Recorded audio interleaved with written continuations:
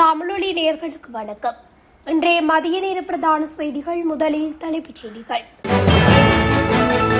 கட்டுநாயக்க விமான நிலையத்தில் 155 விமானங்கள் ரத்து. பயணிகளுக்கு விசேட அறிவிப்பு. மனைவியை கொடூரமாக கொலை செய்துவிட்டு தப்பியோடிய கணவன். அரசு ஊழியர்களின் வீட்டுக்கடன் எல்லை 50 லட்சமாக அதிகரிப்பு. உலகளாவிய எரிபொருள் விலைகள் உயரக்கூடும். இலங்கையின் கையிருப்பு குறித்து அறிவிப்பு. மத்திய கிழக்கில் உள்ள இலங்கையர்களின் தகவல் அறிய விசேட வாட்ஸ்அப் இலக்கம். அடையாளம் தெரியாத நபரின் சடலம் மீட்பு.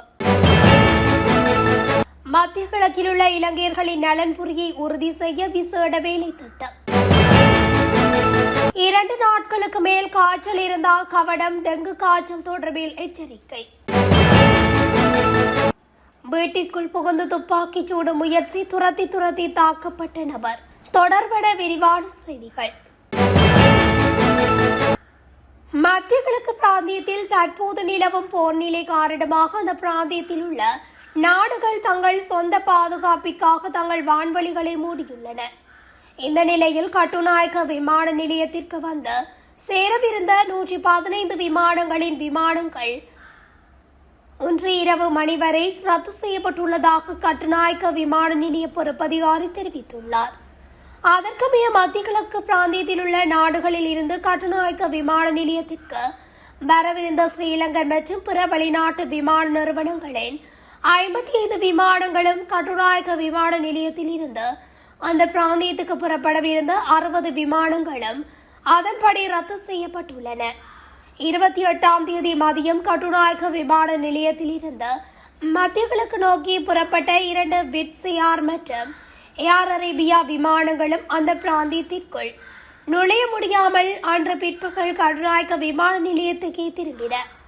தற்போதைய சூழ்நிலை காரணமாக ஸ்ரீலங்கன் விமான நிறுவனத்தின் எந்த விமானமும் மத்திய கிழக்கு பிராந்தியத்தில் தடுத்து வைக்கப்படவில்லை. மத்திய கிழக்கு பிராந்தியத்தில் உள்ள நாடுகளுக்கு ஒரு இடமாக பறக்கும் பயணிகளும் அந்த பிராந்தியம் வழியாக பிற நாடுகளுக்கு பறக்கும் பயணிகளும் கட்டுநாயக்க விமான நிலையத்திற்கு வருவதற்கு முன்பு தங்கள் பயண முகவர்களிடம் இது குறித்து விசாரிக்க வேண்டும் என அறிவிக்கப்பட்டுள்ளது. புத்தளம் மாரவில பகுதியில் தனது மனைவியின் கழுத்தை அறுத்து கணவன் கொலை செய்ததாக முறைப்பாடு செய்யப்பட்டுள்ளது. நேற்றிரவு இந்த கொலை சம்பவம் இடம்பெற்றுள்ளது. மேலும் இந்த கொலை செய்ததாக கூறப்படும் சந்தேக நபர் அப்பகுதியை விட்டு தப்பி சென்றுள்ளதாக போலீசார் தெரிவித்துள்ளனர். குடும்ப தகராறு காரணமாக வீட்டின் படுக்கை அறையில் கணவர் கத்தியால் தனது மனைவியின் கழுத்தை அறுத்து கொலை செய்ததாக தெரிவிக்கப்பட்டது. கொலையில் பலியானவர் துஷாரி என்ற 44 வயது பெண்ணாகும். தற்போது தப்பி சென்றுள்ள சந்தேக நபரான கணவரை கைது செய்ய மாரவில போலீசார் விசாரணையை தொடங்கியுள்ளனர். சம்பவம் நடந்த இடத்தில் இன்று நீதவான் விசாரணை நடத்த திட்டமிடப்பட்டுள்ளதாக போலீசார் தெரிவித்துள்ளனர். அரசு ஊழியர்களுக்கு சலுகை வட்டி விகிதத்தில் வழங்கப்பட்டு வந்த வீட்டு வசதி மற்றும் சொத்து கடன்களுக்கான அதிகபட்ச எல்லை அதிகரிக்கப்பட்டுள்ளதாக தகவல் வெளியாகியுள்ளது. அதன்படி குறித்த கடன்களுக்கான அதிகபட்ச எல்லை 50 லட்சம் ரூபாய் வரை அதிகரிக்கப்பட்டுள்ளதாக தெரிவிக்கப்படுகின்றது. இந்த புதிய நடைமுறை 2026ஆம் ஆண்டுக்கான வரவு செலவு திட்ட முன்மொழிவுகளுக்கு அமைய நேற்று முதல் நடைமுறைப்படுத்தப்பட்டுள்ளதாக குறிப்பிடப்படுகின்றது. இதற்கான சுற்று நிரூபம் பொது நிர்வாக அமைச்சின் செயலாளர் ஆலோக பண்டாரவினால் வெளியிடப்பட்டுள்ளது. அரசு ஊழியர்களின் நலன் கருதியும் பொருளாதார சூழல் மற்றும் கட்டுமான செலவுகளை கருத்தில் கொண்டும் இந்த தீர்மானம் எடுக்கப்பட்டுள்ளதாக தெரிவிக்கப்படுகின்றது. இதற்கு முன்னர் அரசு ஊழியர்கள் அதிகபட்சமாக 30 லட்சம் ரூபாய் வரை வீடு மற்றும் சொத்து கடன்களை பெறக்கூடியதாக இருந்தமை குறிப்பிடத்தக்கது. இலங்கையின் மாதாந்திர தேவைகளை பூர்த்தி செய்ய போதுமான எரிபொருள் கையிருப்பு இருப்பதாகவும் தற்போதைய மத்திய கிழக்கு மோதல் எண்ணெய் விநியோகத்தை பாதிக்காது என்றும் எரிசக்தி அமைச்சின் செயலாளர் பேராசிரியர் உதயங்க ஹேபபால தெரிவித்துள்ளார். சிபிசி, ஐஓசி, ஸ்னோபெக் மற்றும் ஆர்எம்பாக்ஸ் ஆகியவற்றிற்கு தேவையான எரிபொருள் கையிருப்பு ஏற்கனவே குறைந்தது ஒரு மாதத்திற்கு பாதுகாப்பாக போதுமான அளவு உள்ளது என்றும் அவர் கூறியுள்ளார். முன்னர் கோரப்பட்ட எரிபொருள் ஏற்றுமதிகள் திட்டமிட்டபடி உள்ளன என்பதை பேராசிரியர் ஹேமபால மேலும் உறுதிப்படுத்தியுள்ளார். இதன்படி நாட்டுக்குள் வரும் கப்பல்களில் பாதிக்கப்பட்ட மத்திய கிழக்கு பிராந்தியத்திலிருந்து ஒன்று மட்டுமே வருகிறது என்றும் மற்றவை இந்தியா மற்றும் சிங்கப்பூரில் இருந்து வருகின்றன எனவும் சுட்டிக்காட்டியுள்ளார். இதனால் விநியோகம் தடைப்படும் அபாயம் குறைகிறது எனவும் அவர் தெரிவித்துள்ளார். இருப்பினும் விநியோகம் நிலையானதாக இருந்தாலும் மோதல் காரணமாக உலகளாவிய எண்ணெய் விலைகள் அதிகரிக்கக்கூடும். இது இலங்கையின் கட்டுப்பாட்டிற்கு அப்பாற்பட்டது என்று அவர் எச்சரித்துள்ளார். மத்திய கிழக்கு நாடுகளில் தற்போது நிலவும் பதற்ற சூழ்நிலைகளுக்கு மத்தியில் அங்குள்ள இலங்கையர்களின் நிலை தொடர்பில் அறிவதற்கு இலங்கை வெளிநாட்டு வேலைவாய்ப்பு பணியகம் இலக்கம் ஒன்றை அறிமுகப்படுத்தியுள்ளது.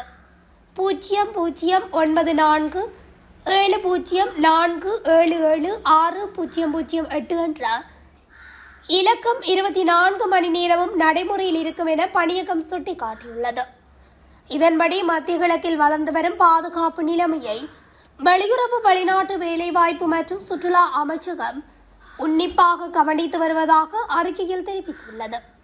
இந்த பிராந்தியத்தில் வசிக்கும் மற்றும் பணிபுரியும் கிட்டத்தட்ட 1 மில்லியன் இலங்கையர்களின் பாதுகாப்பு மற்றும் நல்வாழ்வு அரசாங்கத்தின் மிக உயர்ந்த முன்னுரிமையாக உள்ளது என்பதை வலியுறுத்துவதாக தெரிவித்துள்ளது. நிலவும் பிராந்திய நிலையற்ற தன்மையை கருத்தில் கொண்டு மத்திய கிழக்கில் உள்ள இலங்கை குடிமக்கள் நம்பகமான உள்ளூர் ஊடகங்கள் மற்றும் கோஸ்ட் நாடுகளின் அதிகாரப்பூர்வ அறிவிப்புகளை கண்காணிப்பதன் மூலமும் அத்தியாவசியமற்ற பயணங்கள் மற்றும் பெரிய பொதுக்கூட்டங்களை தவிர்ப்பதன் மூலமும் அருகிலுள்ள இலங்கை ராஜதந்திர தூதரகத்துடன் தொடர்பில் இருப்பதன் மூலமும் செல்லுபடியாகும் அடையாள ஆவணங்களை எப்போதும் எடுத்துச் செல்வதன் மூலமும் மிகுந்த விழிப்புடன் இருக்குமாறு கடுமையாக அறிவுறுத்தப்படுகிறார்கள். தேவைப்படும் இடங்களில் உதவி வழங்குவதற்காக பிராந்தியத்தில் உள்ள அனைத்து இலங்கை தூதரகங்களும் 24 மணி நேர அவசர தொலைபேசி இலக்கங்களை செயல்படுத்தியுள்ளன. இலங்கையில் உள்ள குடும்பங்களுக்கு விசாரணைகளை மேற்கொள்ள 24 மணி நேரமும் இயங்கும் பிரத்யேக தொடர்பு எண்களும் நிறுவப்பட்டுள்ளன. அமைச்சின் தூதரக விவகார பிரிவு +942425955546. இலங்கை வெளிநாட்டு வேலைவாய்ப்பு பணியகம் +919802822 மற்றும் 1989 என்ற எண்களை தொடர்பு கொள்ளலாம். நிட்டம்புவர் ரணவிருகம சந்திக்கு அருகில் அடையாளம் தெரியாத நபர் ஒருவரின் சடலம் கண்டெடுக்கப்பட்டுள்ளதாக போலீசார் தெரிவித்துள்ளனர். உயிரிழந்தவர் 60 முதல் 65 வயதுக்குட்பட்டவர். உயிரிழந்தவர் ஆண் என போலீசார் தெரிவித்துள்ளனர். உயிரிழந்தவரின் சடலம் வட்டுப்பட்டிய வைத்தியசாலையின் பிரேத அறையில் வைக்கப்பட்டுள்ளது. மேலும் சம்பவம் தொடர்பிலான மேலதிக விசாரணைகளை நிட்டம்புவ போலீசார் மேற்கொண்டு வருகின்றனர். மத்திய கிழக்கு மற்றும் வளைகுடா பிராந்தியத்தில் ஏற்பட்டுள்ள அமைதியற்ற சூழ்நிலைக்கு மத்தியில் இலங்கையில் உள்ள வெளிநாட்டு சுற்றுலா பயணிகளின் பாதுகாப்பு மற்றும் நலன்புரி விடயங்களை ஆராய்வதற்கும் வெளிநாடுகளில் உள்ள இலங்கை தொழிலாளர்களின் பாதுகாப்பு மற்றும் நலன்புரி தேவைகளை கவனிப்பதற்கும் அரசாங்கம் விசேட நடவடிக்கைகளை ஆரம்பித்துள்ளது. நேற்று மாலை ஜனாதிபதி அலுவலகத்தில் சுற்றுலாத்துறை பிரதியமைச்சர் ருவான் ரணசிங்க மற்றும் ஜனாதிபதி செயலாளர் கலாநிதி ரத்திகசன குமார் நாயக்க ஆகியோரின் தலைமையில் நடைபெற்ற விசேட கலந்துரையாடலின் போதே இந்த தீர்மானங்கள் எடுக்கப்பட்டன. தற்போது நாட்டுக்குள் தங்கியிருக்கும் சுற்றுலா பயணிகள் எதிர்நோக்கும் நடைமுறை சிக்கல்களை கருத்தில் கொண்டு அவர்களது விசா காலத்தை எவ்வித கட்டணமின்றி 2 வாரங்களுக்கு நீடிக்க அரசாங்கம் தீர்மானித்துள்ளது. தேவைப்படின் இதனை மேலும் நீடிப்பது குறித்து பரிசீலிக்கப்படும். நாட்டில் தங்கியுள்ள சுற்றுலா பயணிகளுக்கு தேவையான வசதிகளை வழங்கவும் அவர்களின் பாதுகாப்பு நலன்புரி விடயங்களை ஆராயவும் வெளிவிவகார அமைச்சின் ஊடாக அந்தந்த தூதரகங்களுடன் கலந்துரையாடி முறையான வேலை திட்டம் ஒன்றை உடனடியாக தயாரிப்பதற்கு இங்கு தீர்மானிக்கப்பட்டது. மேலும் சில மத்திய கிழக்கு நாடுகளின் வான்பரப்பு மூடப்பட்டுள்ளதால் ஏற்பட்டுள்ள தடைகளை கருத்தில் கொண்டு வெளிவிவகார அமைச்சு மற்றும் விமான நிறுவனங்கள் இணைந்து மாற்று வான்வழிகள் ஊடாக சுற்றுலா பயணிகள் தமது நாடுகளுக்கு திரும்புவதற்கான சாத்தியக்கூறுகள் குறித்து ஆராயவும் தீர்மானிக்கப்பட்டது.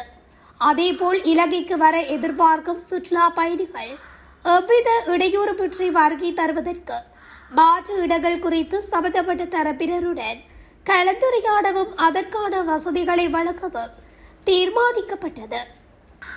நாட்டில் இந்த வருடத்தில் இதுவரை 13,416 டெங்கு நோயாளர்கள் பதிவாகியுள்ளதாக தேசிய டெங்கு ஒழிப்பு பிரிவு தெரிவித்துள்ளது.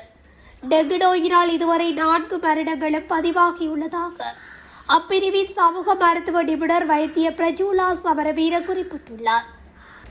கொழும்பு மற்றும் கம்பஹா மாவட்டங்களிலேயே அதிகளவான டெங்கு நோயாளர்கள் பதிவாகியுள்ளதுடன் காலி, மாத்தறை மற்றும் ரத்தினபுரி ஆகிய மாவட்டங்களிலும் டெங்கு நோயாளர்கள் அதிகளவில் பதிவாகி வருவதாக தெரிவிக்கப்பட்டுள்ளது.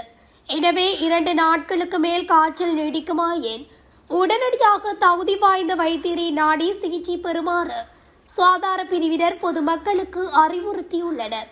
களுத்துறை பகுதியில் வீடொன்றுக்குள் புகுந்து உரிமையாளரை நோக்கி துப்பாக்கிச்சூடு தாக்குதல் நடத்த முயன்ற இனந்தெரியாத நபர் ஒருவர் வீட்டின் உரிமையாளரால் கதறி மற்றும் கத்தியால் தாக்கப்பட்டு துரத்தி அடிக்கப்பட்டுள்ளார். களுத்துறை ரஜவத்த பகுதியைச் சேர்ந்த பெத்தா எனப்படும் நபர் வீட்டின் உரிமையாளரிடம் வாங்கிய 30,000 ரூபாய் கடன் பணத்தை திருப்பி தருவதாக கூறி அவரது வீட்டுக்கு வந்துள்ளார்.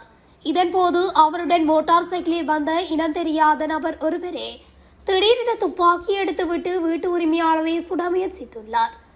அவ்வேளை வீட்டின் உரிமையாளர் அங்கிருந்த கதிரையொன்றினால் துப்பாக்கிதாரியை தாக்கியதுடன் வீட்டில் இருந்த வாளை எடுத்து அவர் மீது பதில் தாக்குதல் நடத்தியுள்ளதோடு உரிமையாளர் தாக்கியதால் காயமடைந்த துப்பாக்கிதாரி அங்கிருந்து தப்பியோட முயன்றுள்ளார். தகவல் அறிந்து விரைந்த போலீசார் காயமடைந்த நிலையில் இருந்த சந்தேக நபரை ஒரு பிஸ்டல் ரக துப்பாக்கி மற்றும் 4 ரவைகளுடன் கைது செய்தனர். காயமடைந்த சந்தேக நபர் அலவ அலுட் வீதியைச் சேர்ந்தவர் என கண்டறியப்பட்டதுடன் அவர் தற்போது நாகோடை வைத்தியசாலையில் போலீஸ் பாதுகாப்பின் கீழ் சிகிச்சை பெற்று வருகின்றார். கடன் கொடுக்கல் வாங்கல் காரணமாகவே இந்த கொலை முயற்சி இடம்பெற்றிருக்கலாம் என சந்தேகிக்கப்படும் நிலையில் தப்பியோடிய பெத்தா என நபரை கைது செய்ய களுத்துறை போலீசார் மேலதிக விசாரணைகளை முன்னெடுத்து வருகின்றனர். இத்துடன் தமிழொலியின் இன்றைய மதிய நேர பிரதான செய்திகள் நிறைவடைகின்றன. தொடர்ச்சியாக செய்திகளை அறிந்து கொள்ள தமிழொலி ஊடகத்துடன் இணைந்திருங்கள். நன்றி, வணக்கம்.